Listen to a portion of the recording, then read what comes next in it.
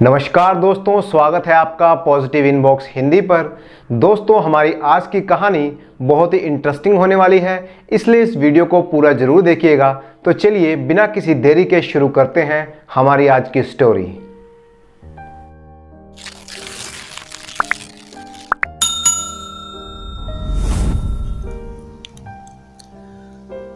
प्रताप नगर के रहने वाले देवीदास के दो बेटियां थीं। देवीदास का गांव में ही महाजन का व्यापार था। धन दौलत की उसके पास कोई कमी नहीं थी।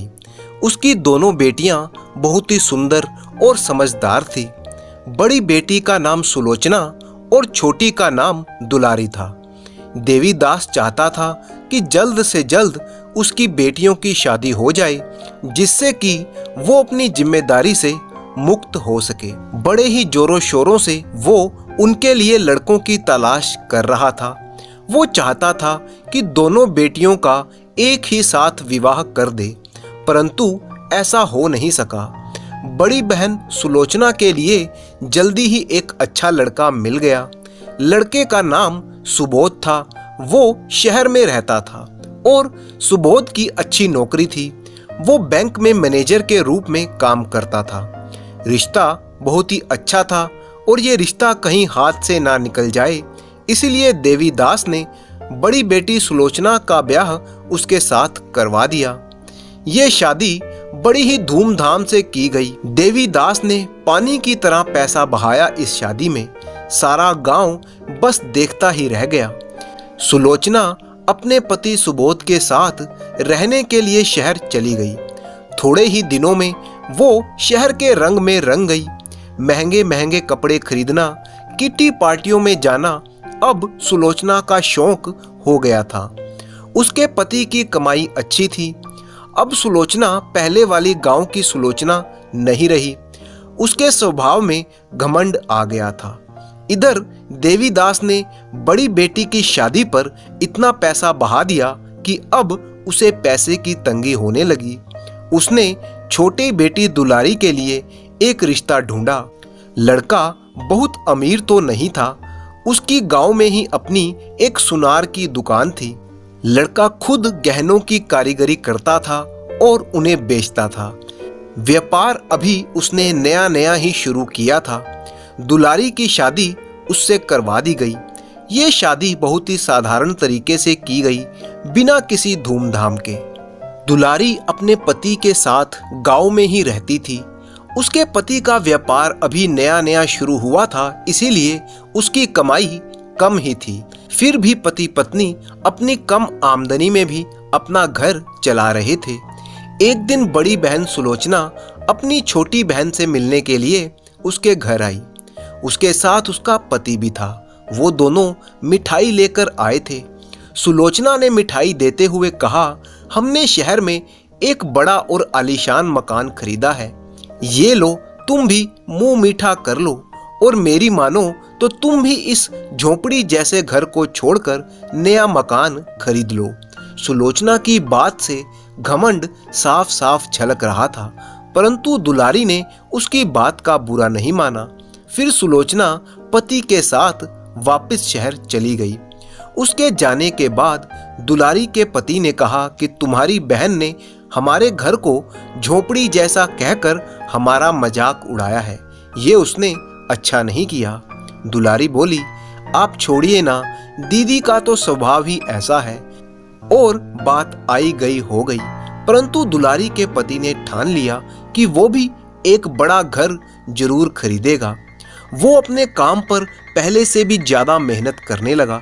धीरे धीरे उसका काम बढ़ने लगा तो दुलारी ने भी उसका साथ दिया।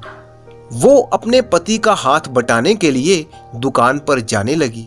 उसका पति गहनों पर कारीगरी करता और दुलारी लोगों को गहने दिखाती। अब तो उनके गहने पूरे गांव में मशहूर हो गए थे।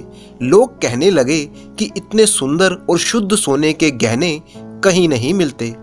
कुछ ही सालों में उनकी छोटी सी दुकान अब एक बड़ी दुकान बन चुकी थी।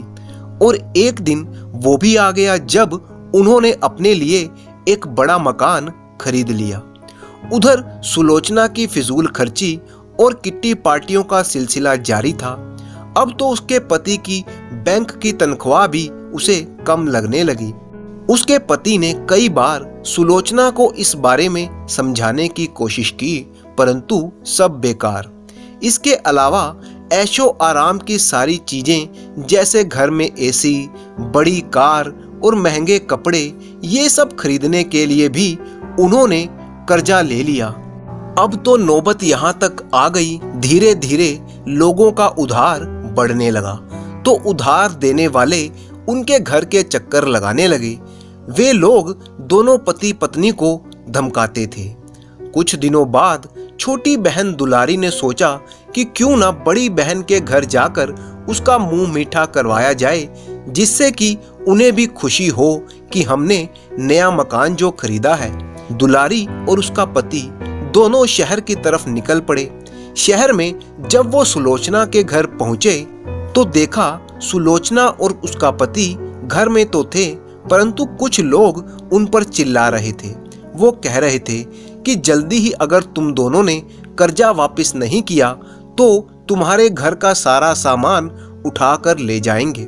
सुलोचना और उसका पति कहते हैं, आप चिंता ना करें, जल्दी ही हम आपका कर्जा वापस कर देंगे, बस हमें कुछ ही दिन का समय दे दीजिए। छोटी बहन और उसका पति पीछे खड़े चुपचाप ये सब देख रहे थे। उन्हें समझते देर ना लगी कि ये लोग अपना कर्जा वसूल करने आए हैं। इसके बाद कर्जा वसूल करने वाले वहां से चले गए। तब सुलोचना ने अपनी बहन को देखा। वो समझ गई कि छोटी बहन ने सब कुछ सुन लिया है। वो अपनी बहन के गले लगकर रोने लगी। उसका सारा घमंड चूर चूर हो चुका था। दुलारी ने उसे चुप कराते हुए कहा, रो मत दीदी, आज तो खुशी का दिन है, ये लो मिठाई खाओ, हम लोगों ने एक नया घर खरीद लिया है। सुलोचना ने दुलारी और उसके पति को बहुत ही बधाई दी।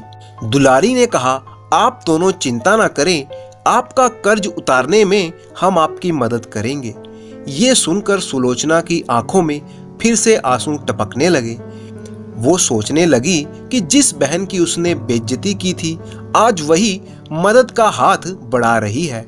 उसने एक बार फिर से अपनी बहन को गले लगा लिया और ये वादा किया कि अब से वो अपनी जिंदगी में कभी भी फिजूल खर्ची नहीं करेगी। कुछ ही दिनों बाद दुलारी ने अपनी बड़ी बहन को पैसों की मदद की और उसका कर्ज चुकाने में उसकी सहायता की। अब सुलोचना के मन से उसका घमंड जा चुका था और उसकी छोटी बहन के लिए इज्जत और भी बढ़ गई। इसके बाद दोनों बहनें अपने अपने जीवन में आगे बढ़ने लगी। धन्यवाद।